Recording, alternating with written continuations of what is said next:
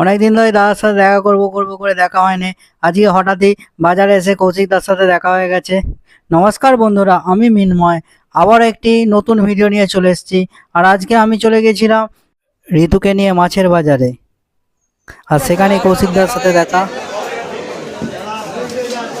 অনেকদিন পর দাদার সাথে দেখা করবো ভাবি, দেখা হয়নি।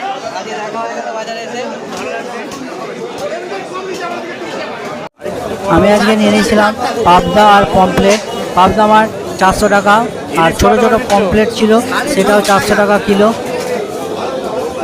আর সঙ্গে দাদার কাছে ইলিশ মাছও ছিল। ইলিশ মাছের দামটা দাদার কাছে কম, 6 থেকে 700 টাকা। আর এই ইলিশগুলো 700 থেকে 800 ওজন। এর হচ্ছে 1400 টাকা থেকে 1500 টাকা এরকম বিক্রি হচ্ছিল।